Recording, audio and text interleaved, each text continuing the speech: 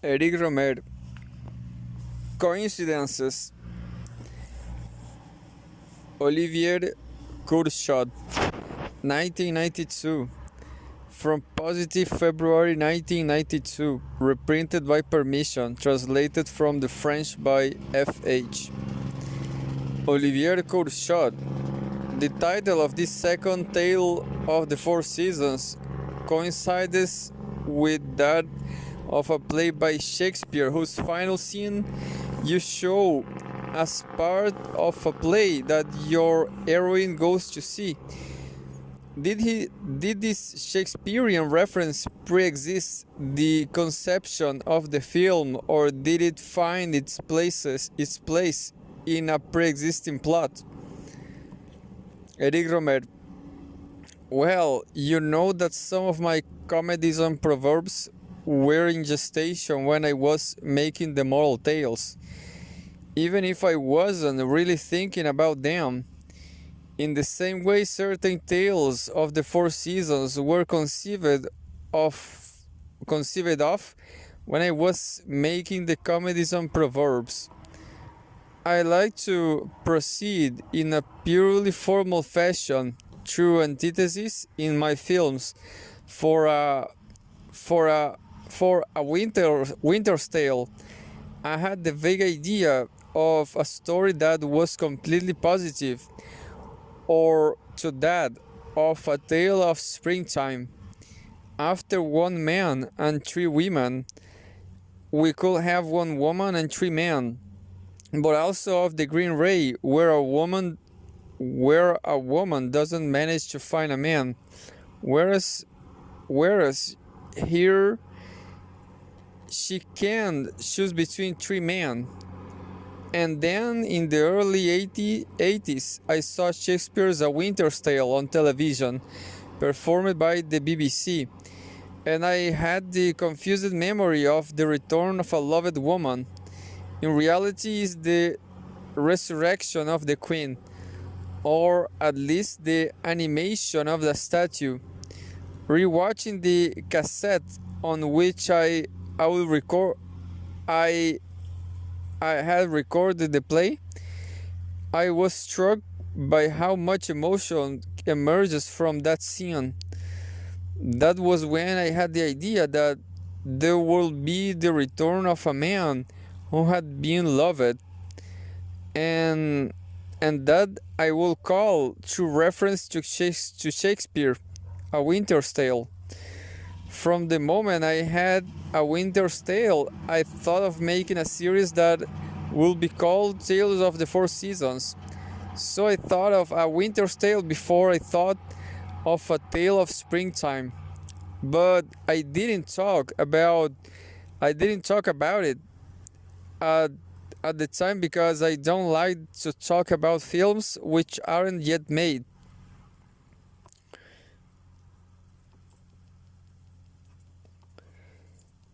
Olivier Curchod.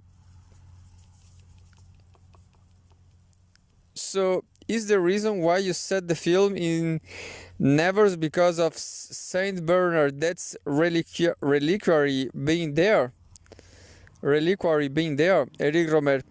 Not as a pure miracle, the miracle of nervous, if I can say that.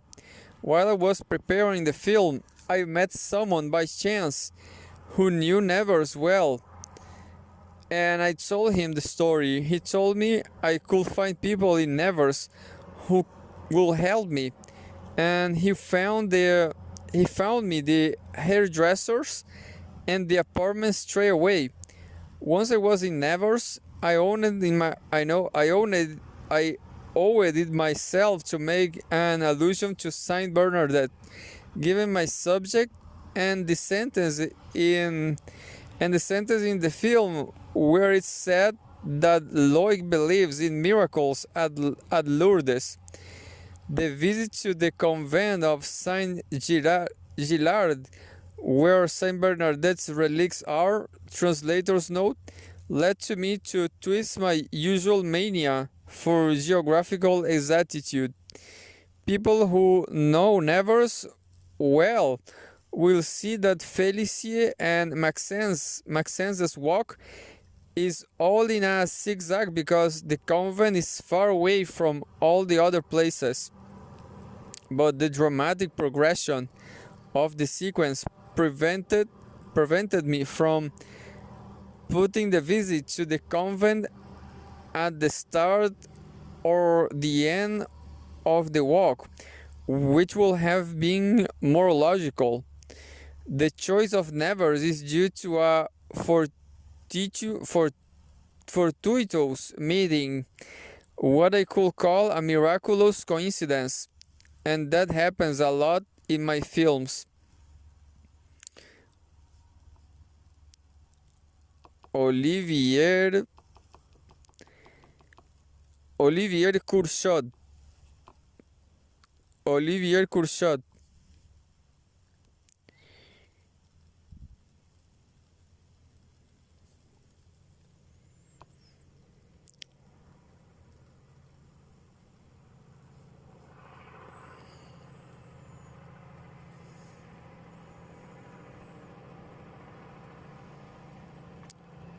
Olivier Curchod. The dialogues in the film reinforce the possible similarities between Félicie and Saint Bernadette. Both have Greek noses, both have visions, and both sacrifice their lives for their convictions. There's also something of Rousseau in Félicie's character. She likes what's natural and reproaches Loic for living his life through books. Eric Rohmer. Yes, but a lot of people are like that. Remember that in La Collectionneuse the hero is reading confessions. Olivier Curchod. You like your characters to be trapped in the words that they use.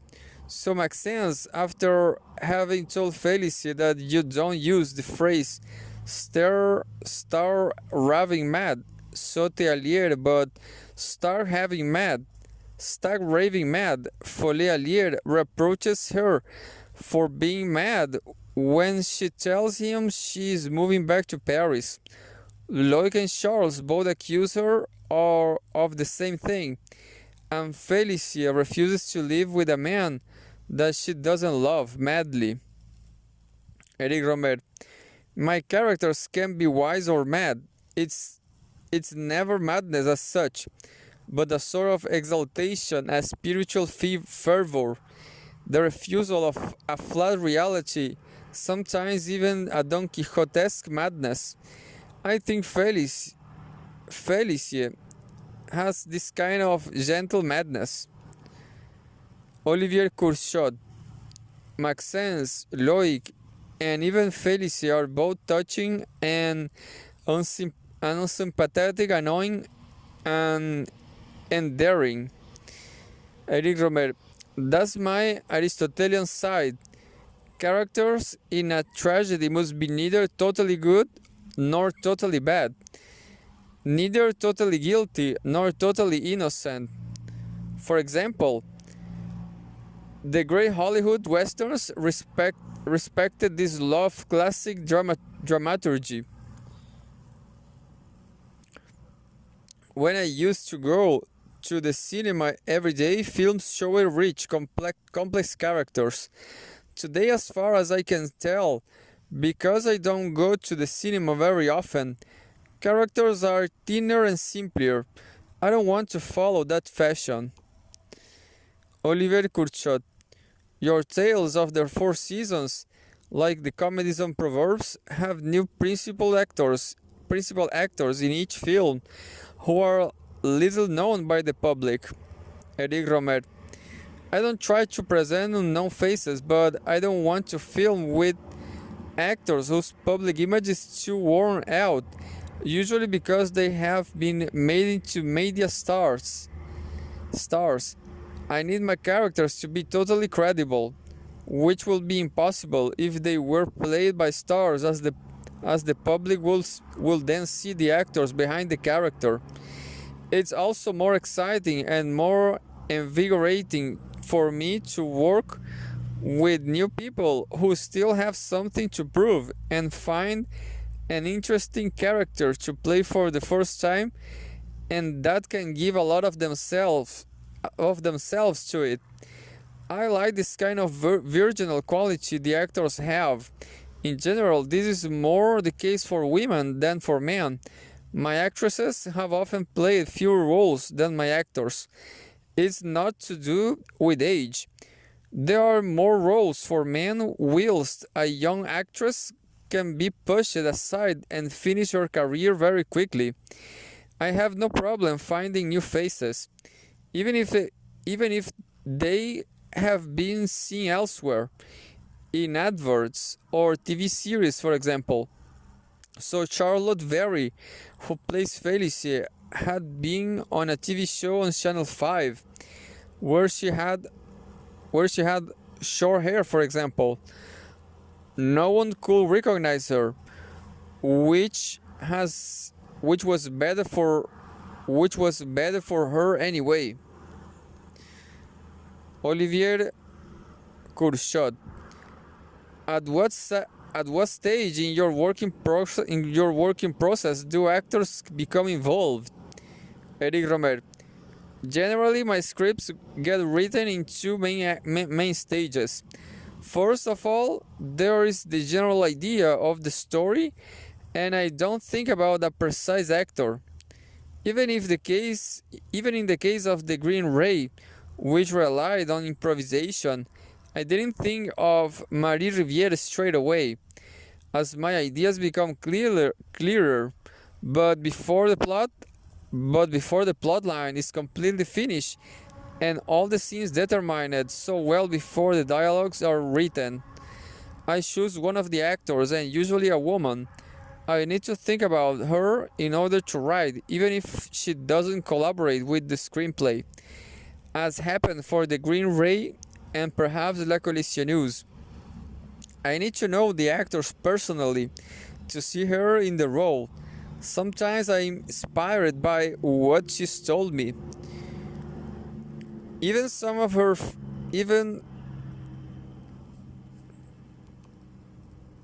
Sometimes I'm inspired by what she's told me, even some of her phrases. But the overall role of the actor is deciding the character is very difficult for me to determine, and I can really talk about it with you. Olivier Curchod. It's the first time a little girl has played an important role in the plot of one of your films and in some scenes. Eric Rohmer. There have been some children before, but it's not the same thing. In fact, I've suffered for really only showing one generation in the comedies and proverbs, without parents or grandchildren, or at least very few. In the tales of the four seasons, I've enriched the picture. There are two generations in a tale of springtime, and here there are three. Olivier Curchod. Olivier Curchod.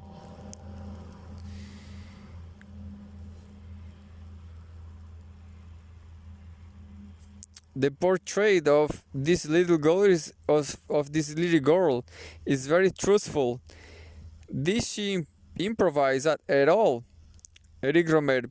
Strictly speaking, there is no improvisation in this film. No doubt we changed small parts of dialogue during rehearsal, but it was basically written. On the other hand, sometimes the little girl said things I wasn't expecting, but I prefer not to tell you what they were.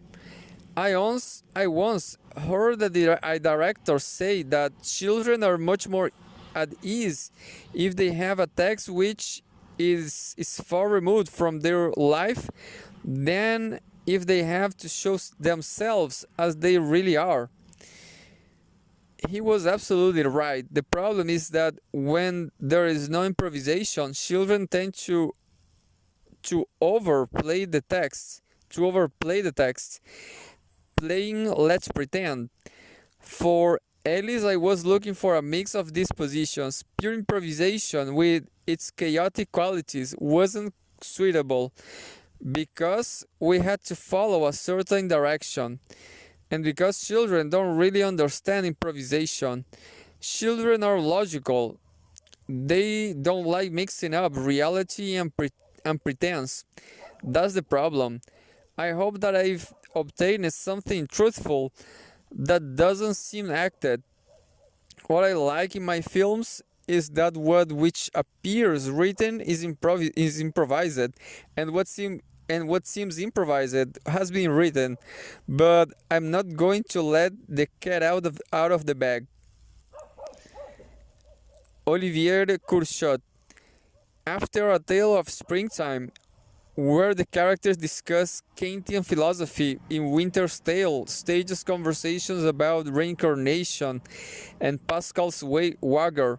Now you've already approached this subject in My Night at Mott's. Eric Rohmer. I would like each of my season tales to address or at least illustrate a different philosophical problem, but I don't know if I will manage it. In A Tale of Springtime, it was thought, and here it's immortality. The return of the question of the Wager was very deliberate,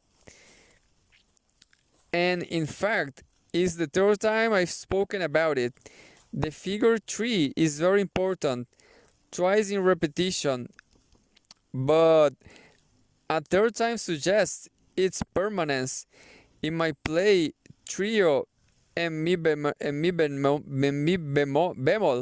I didn't directly quote Pascal, but I made an allusion to the Wager when Pascal Gregory tells Jessica Ford, I don't want to tell you the sentence I want you to say to me, because if you say it to me of your own volition, you will give me such immense pleasure that I will prefer to live in the hope of that moment, even if it is very unlikely that it will happen. These long conversations also have a dramatic value. It's how the story is formed. So, for example, the dinner at Loic's might seem too simple. It might seem too simple serve as an illustration of opposition between a girl who isn't very educated and the intellectuals who have a conversation that bores her. But suddenly Felicius intervenes, and it's her intervention that brings the conversation to the point that is the subject of the film. She isn't just linked to Charles for life, she is linked to Charles through the existence of another life, without having particularly searched for this effect. What I really like about that scene is that what seems superfluous suddenly becomes essential.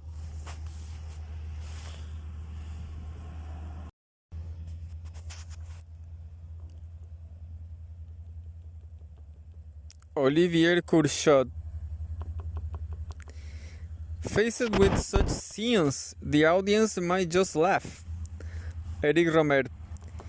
People often tell me that people laugh at such and such a scene in my films, but it depends on the audience, and it's very difficult to explain.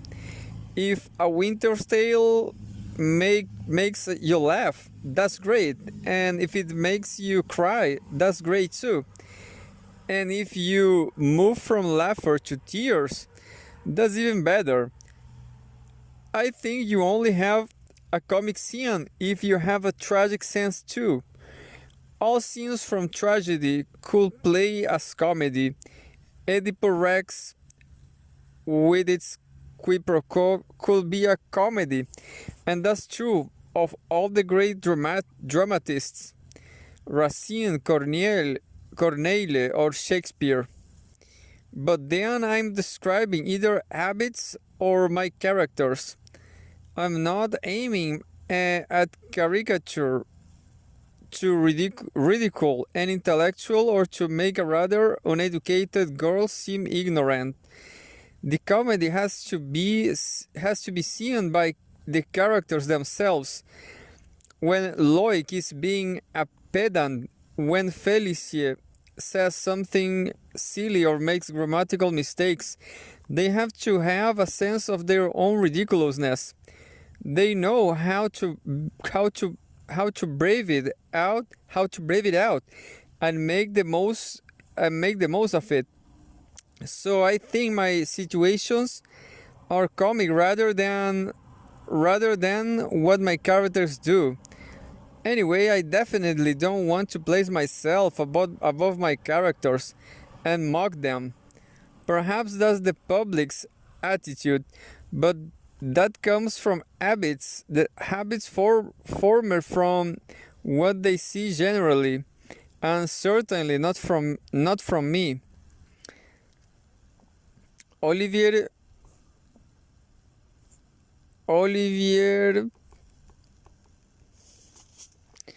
Curchod.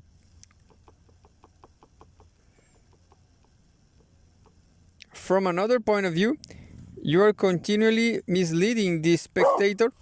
Tommy. You are continually misleading the spectator as to the content of the plot. After an enigmatic prologue, we think that the film is the story of a girl hesitating between two men, rather in the manner of the comedies and proverbs. Then that she's fixed on one, as in moral tales. And then there's a highly improbable final resolution, which recalls the Green Ray. Eric Rohmer. Yes, I was quite aware of this as I was writing. I wanted the spectator to feel a bit lost in the story, not to be sure where it was going, and then there's a sudden shift, which leads to the joy at the end. I deliberately kept the spectator in the dark. I think it's the art of storytelling that keeps the spectator guessing. That will call my suspense, in reference to Hitchcockian suspense. Then when I show students Hitchcock films, they ask what relation there is between our films. I think this is the only influence he had on me. It's part of the game I play in my films. All film viewers or readers of books like to guess the story and feel that at the end they have guessed what was going to happen. Now I think I'm like that, and my viewers are like me. I don't seek out difficulty, but I don't want to flatter my audience or simplify their task. These are very important at a time when people say that the public is incapable of following a complex plot anymore. It's another reason to make sure my stories are well constructed. Olivier Curchod. A Winter's Tale's structure is a bit like a play, with a prologue, 3 acts, and a long epilogue. Eric Rohmer. My New Wave colleagues and I had a strong grounding in classical literature. We wrote essays on French literature, but we didn't speak enough about our shared love of music. Rivet had a pronounced taste for music. Godard loved Beethoven's quarters that we used to listen to together. Even though we never played any music, it was vital to our sense of composition. Godard is a great composer, even if he was never able to or wanted to tell a story. In my work, the sense of composition creates dramatic tension. Olivier Curchod. Your dramatic composition respects classical rules such as plausibility. How do you reconcile this with Charles' miraculous reappearance in A Winter's Tale? Eric Rohmer. But miracles aren't implausible. It's not impossible from either a psychological or a material point of view that you will bump into someone on a bus that you hadn't seen for ages. It's rare, that's all. I find it far more improbable when you bump into someone just outside your house who lives in a completely different part of Paris and say hello completely naturally, if as if Paris was a small village. And you see that a lot in films. Charles' reappearance in my film is not implausible, it's a coincidence. I wanted to begin this question of plausibility with the story about the lost letters that Felicia tells. I can tell you, I checked everything. There is indeed a Victor Hugo street in both Levallois and Courbevoie, and they are both in the process of being demolished. So I sent a letter myself to the address in Courbevoie, and it was returned by the post office. I sent another in the name of the actress post restant, and that was returned too. So not only it was happen likely, it's true. Olivier Curchod. Indeed, but by writing this denouncement, did you think about the danger that the spectator will find it unbelievable? Eric Rohmer. You know, I wrote this film so easily and rapidly that I didn't have time to ask myself those kinds of questions. I sometimes ask myself if finishing with the return of Charles was a good idea.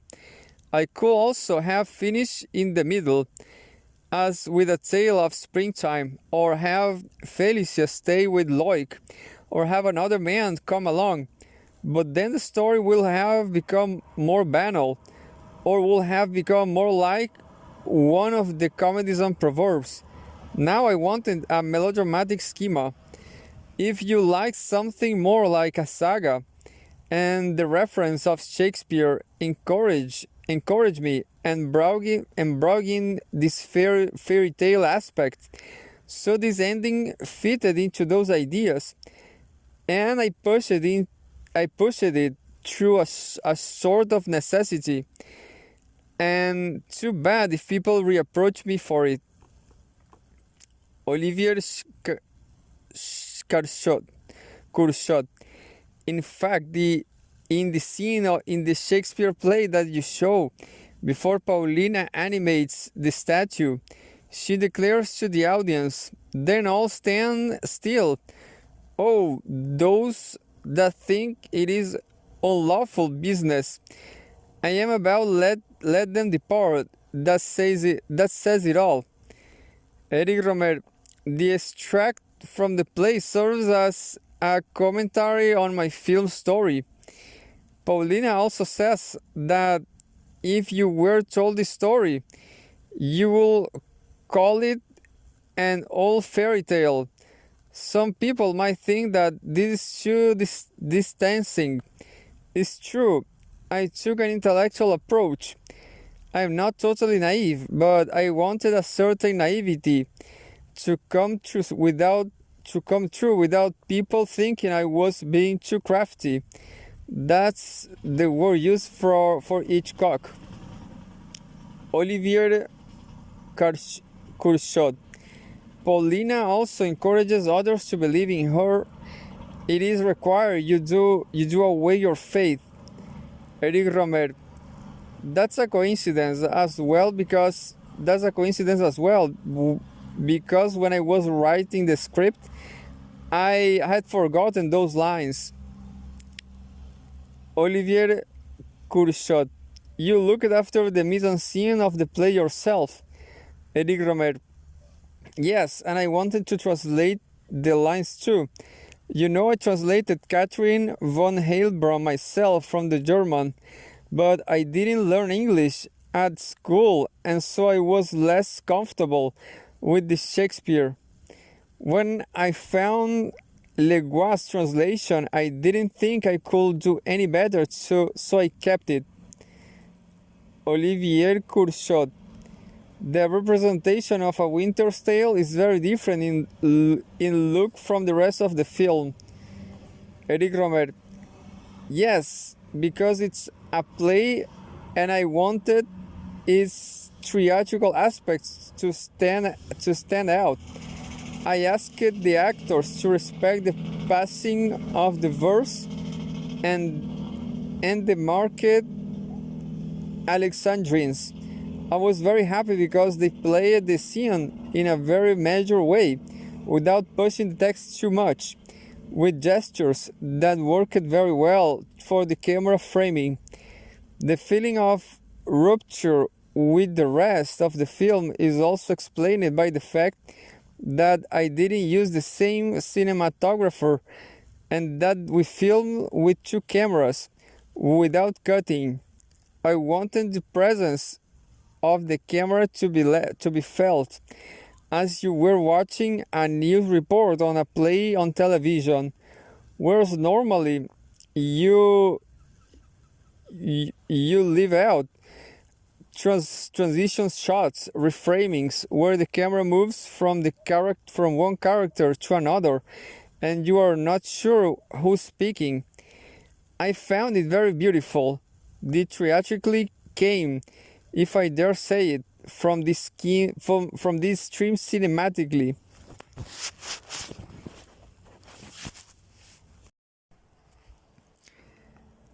Olivier Curchod. Upon leaving the theater, Locke says he doesn't understand why the queen comes back at the end of the play. It is because she never died, the rational explanation. Or it is some magical power of Paulina. Felicia replies that he hasn't understood at all. It's because she had faith. I want to ask you the same question. Why does Charles come back? Is it by chance, by magic, or because Felicia discovers faith? Eric Rohmer.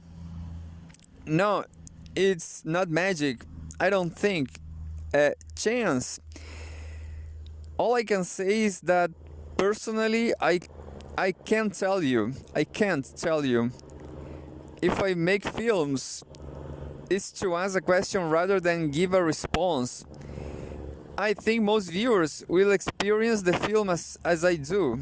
Those who aren't like me, I'm not saying they won't like it, but they'll like it in a different way. But it will be received best. As in my opinion, it should be received by those who ask themselves this question and don't really know at the end if Charles return is fortuitous, or if there is, let's say, something else or other than chance in their meeting. Olivier de Curchod. The scene in the bus is very difficult because it's what we've been building up to. Eric Rohmer. I had a lot of very difficult scenes in this film, particularly linked to the weather.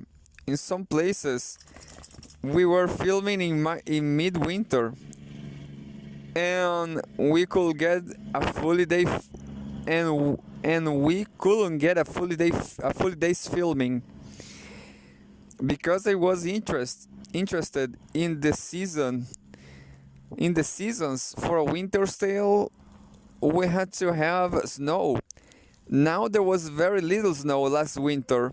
One day at 10:50, they told me was falling.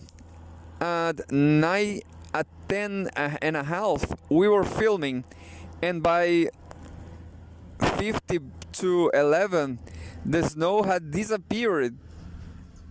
For the scene in the bus, we couldn't film it just on a normal bus in Paris. We rehearsed it for 2 days, just taking the bus as normal passengers.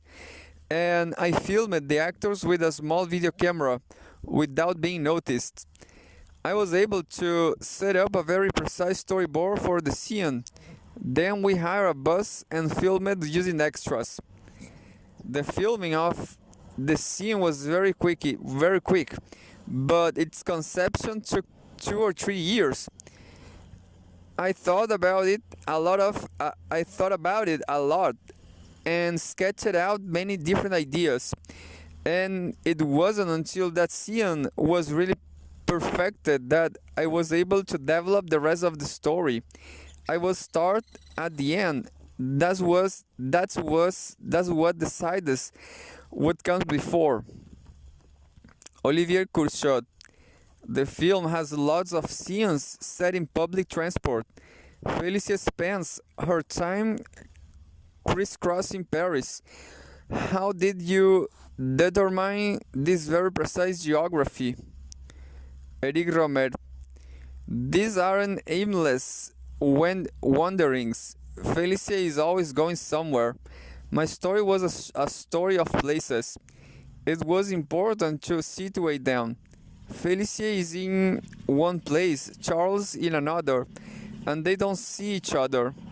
I wanted to show someone alone in the crowd, in a big city looking for someone else.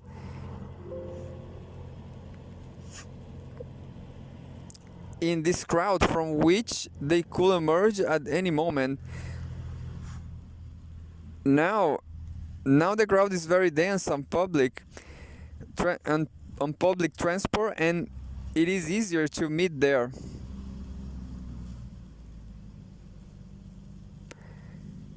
I also wanted to show in a way that suited my subject, Paris during the holidays. I think I did, but probably not enough. The choice of locations posed a rather insoluble problem. I wanted realistic locations. I wanted locations that would suit a Christmas tale, but also rather grim suburban locales, which I liked a lot because they're wearing these Christmas lights. Olivier Curchod. A Winter's Tale represents the reality of daily life. Your series in this way make me think of Balzac and his scenes from daily life. Eric Rohmer. Yes, I like the reference to Balzac. I prefer it to Marivaux that people often evoke when they talk about my films. True, he didn't inspire me as much.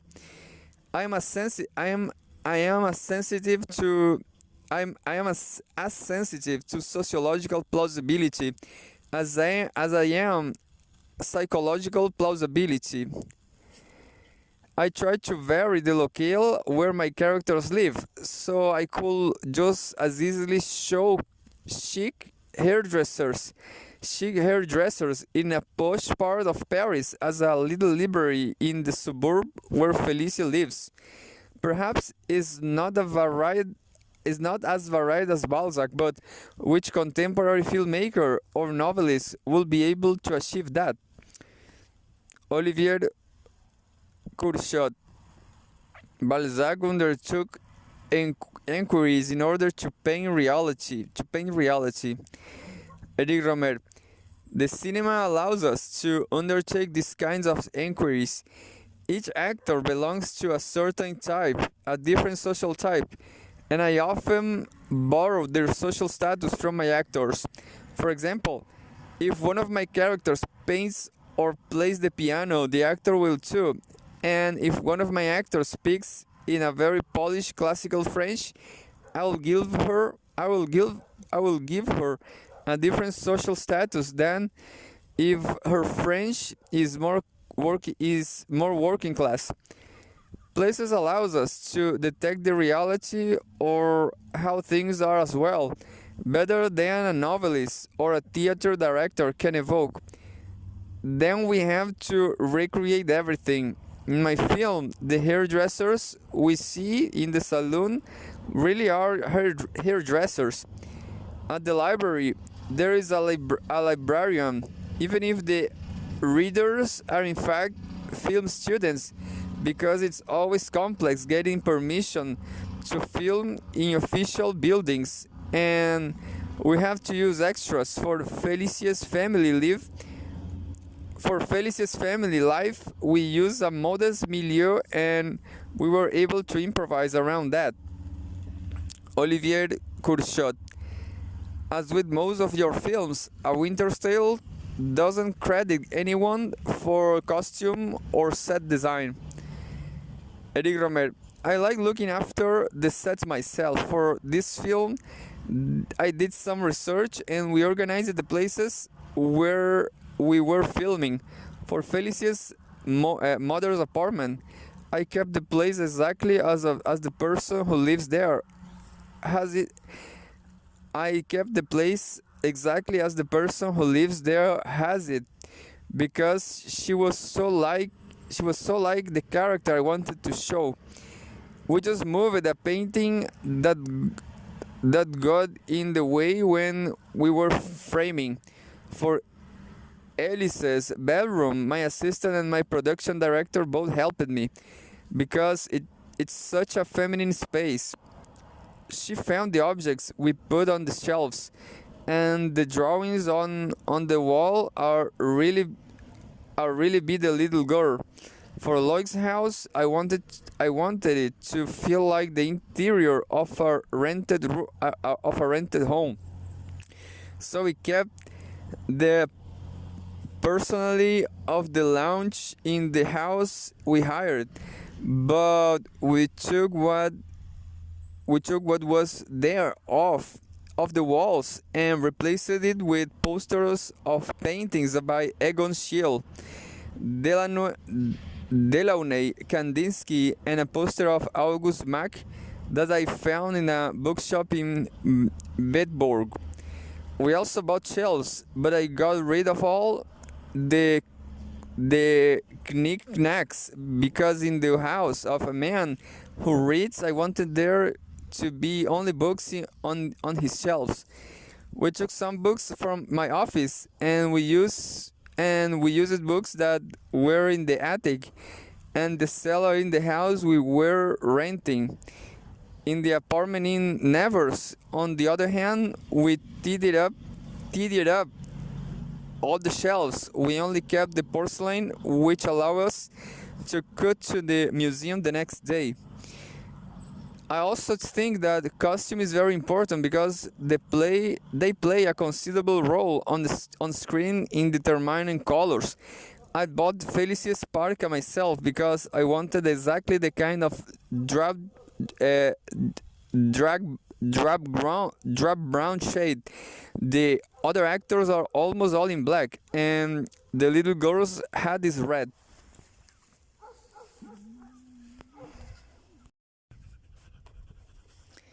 Olivier Curchod. These colors are all the more noticeable because the film was shot in 60 millimeters, which makes it quite grainy. Only the prologue and the theater performance are an exception. Eric Rohmer. For the Shakespeare play, it's because there was more light, and according to critics, the title "A Winter's Tale" doesn't mean that.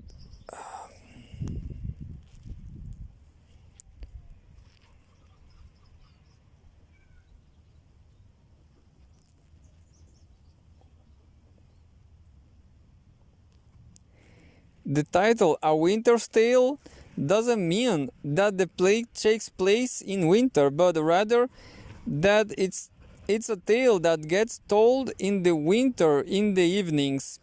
The prologue was filmed a year and a half before the rest of the film, and the summer film stock, being a bit less sensitive, feels different. If I hadn't written the screenplay so quickly, we will only have filmed the rest this year, as I initially considered, and the difference will have been more pronounced. In general, I wanted A Winter's Tale to have muted colors in a dreary location. In total contrast to Full Moon in Paris, where the cinematography was shiny and bright, and the colors were lively and almost metallic. Colors from the world of advertising, which suited the milieu and the fashion designers who were my subject. Olivier Curchod. You are traditionally a bit mistrustful of what we might call film music. Now, A Winter's Tale starts with a series of silent shots accentuated by some pretty piano music, in complete contrast with your principles. This musical theme gets taken up by violin that we heard in the cathedral in Nevers, and in the flute sequence, which announces the Queen's resurrection in the Shakespeare play. Eric Rohmer. The music in the prologue may seem strange because there's no music afterwards. I wanted to make a prologue in a different style from my other films, with an aesthetic that recalls holiday photographs. I took photographs for these scenes, and by placing them together, we reconstructed the prologue so that it resembles a pop video. This music is an artifice of the cinema that normally I reject, but here it works because we jump artificially from one time period to another without taking into account the real temporal duration. Because this kind of editing is exceptional in my films, the music could be too.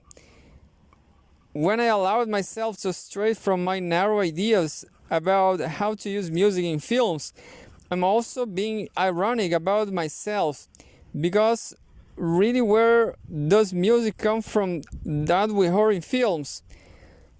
When the theme of the start is heard again, it nevers. It could be a symbol of Felicia's thoughts. It's the fable aspect that allows that. I introduced this music at magical moments in the film. In Love in the Afternoon, you have the same thing. The hero dreams at the cafe terrace that he has the magical power to seduce women. It's silent. We see him in front of the cafe accosting François Fabien. Madame, will you come with me? Yes, with pleasure. And it is magical. And in this magical moment, we hear music from the Swiss composer Arié Zierlachta, who then worked with Reznor. In The Green Ray, there's another magical moment. Every time the heroine sees a green object, we hear the music ta-ting ta-ta. Olivier Curchod. When you made A Tale of Springtime, you said that your next film, which we now know as is A Winter's Tale, will be a reaction against it. Eric Rohmer. Perhaps not a reaction, but in opposition, certainly. For me, opposition is a kind of inspiration. Spring is opposed to winter, or perhaps to autumn, but I wanted to start with winter. You have the opposition of color. After a white film, a black film. It's also opposed to the number of characters, a man and 3 women, then a woman and 3 men, and an opposition of philosophical themes. In A Tale of Springtime, there is a Kantian agnostic irony, and here there is a Swedenborgian spiritualism. I search out a variety of locations, of characters. Perhaps that's why when I use the same actor, I never give them a principal role twice in a row. But having said that, when you write stories, there's no point in searching out variety of any cost. A director who isn't an author and who uses very different themes from one film to another can allow himself or herself to work with the same actors, nourishing them with different material. We've seen it in Gary Cooper, Gavin, and Fernandel. But the oppositions that are in my films resemble the oppositions you find in great musical symphonies: minor, major, quick, low, allowing the return of recurring themes. There are these returns in the moral tales and the comedies and proverbs. And this will be true for the tales of the four seasons as well. But the number of themes an author has is very limited. He is a prisoner of the structures into which he has voluntarily stood himself, and outside of which we can't create anything. I find myself in such a world, which began with the moral tales, perhaps even the sign of Leo. Not only do I not have reason to live, but I don't want to, and I must not. I try to find new combinations in my personal computer, and I don't think I have exhausted them yet. All the great creators, whether of the novel, the theater, the cinema, used a limited number of themes. All Balzac's novels, which seem so varied, are machinations where someone tries to appropriate someone else's power. It's not the plot which makes Balzac variety, but the settings he uses for the action. He can allow some of his characters to reappear by using them in a different way. This is part of an extraordinary inventive energy that is seductive, but which is very difficult to achieve in the cinema, because there is such an identification between the actor and the character that you will have to use the same actor, and that will be very complicated. Now, the simple inversion of a motif, such as a musical motif, allows me to be creative. It allows me to have a new direction, to revisit an old motif that I thought was useless, to give it a new life in a way. So in A Winter's Tale, Pascal's wager came to me so naturally and spontaneously. I didn't push it away. This is a really obvious example, but there are other elements which then they reappear are so transformed you hardly notice them. This combination, which proceeds through oppositions and convergences, can sometimes draw on elements from outside my world and appropriate them, but I don't know in advance if I will be able to use them or not. Some things which seem interesting are finally usable, and others which seem nothing will become a catalyst that kickstarts the whole process. Opposition is almost a mechanical method of inspiration for me. Inspiration can only come if you prepare for it and you seek it out. At the same time, inspiration is also a gift from heaven, or a gift of the muses, if you like. In this sense, you don't look for inspiration, you find it.